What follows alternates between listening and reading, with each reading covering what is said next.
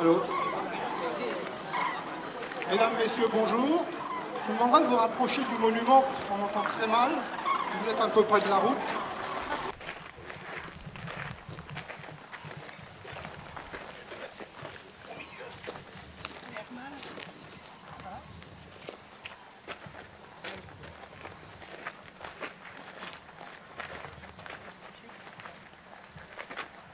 À la mémoire des morts de toutes les guerres, je vous demanderai une minute de silence.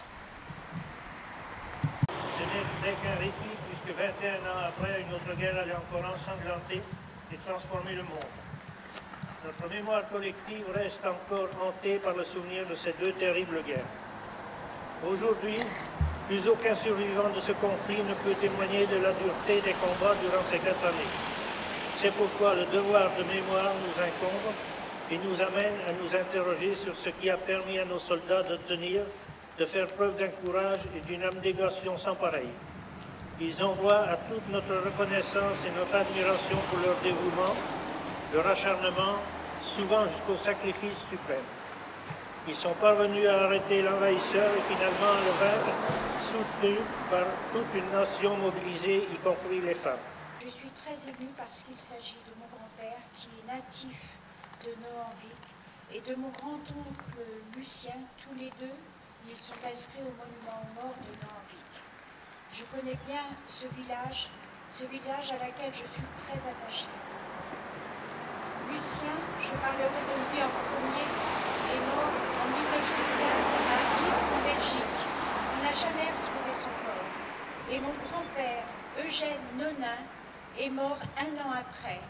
Il est mort à la suite d'une blessure à la colonne vertébrale. Il a eu la colonne vertébrale brisée en 3 endroits. Il est mort après 16 jours d'agonie. Hommage à tous les morts pour la France. Message du 11 novembre 2014. Depuis plusieurs mois, la France se remémore la première année de la Grande Guerre dans le cadre d'un centenaire uniquement partagé. Les Françaises et les Français se mobilisent pour rendre hommage à leurs aînés et rappeler leur fierté à l'égard de l'histoire de notre pays. Nous nous souvenons de ce 3 août 1914, de ce tocsin qui retentit dans les villes françaises et alerte la population, de ces milliers de Français qui se mobilisent. Nous nous souvenons avec respect et émotion de cette journée du 22 août 1914 qui dévoile l'horreur effroyable de la guerre, de ces 27 000 jeunes Français qui meurent au combat ce jour-là. Nous nous souvenons de ce 12 septembre 1914, de ce sursaut français qui redonne foi en nos combattants et en la France. Par ordre alphabétique, les noms de 600 000 combattants de toute nationalité morts sur les terres du Nord-Pas-de-Calais.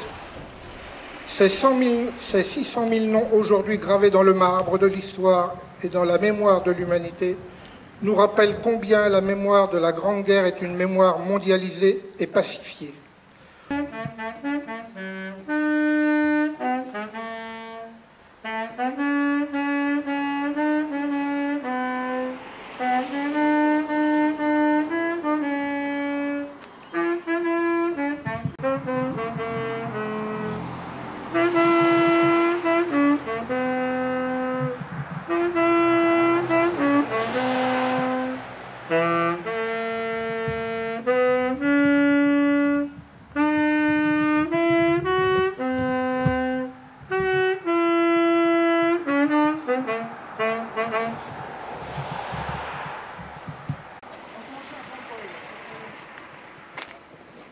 Oui, c'est avec beaucoup de respect que je te remets cette médaille et je souhaite que tu puisses encore porter très longtemps ce drapeau.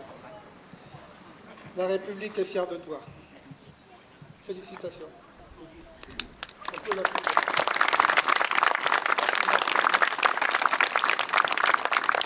Alors si vous le voulez bien, on va aller fêter tous ces événements dans le bistrot d'à côté, puisque Huguette nous a préparé un petit coup à boire et un peu de galette.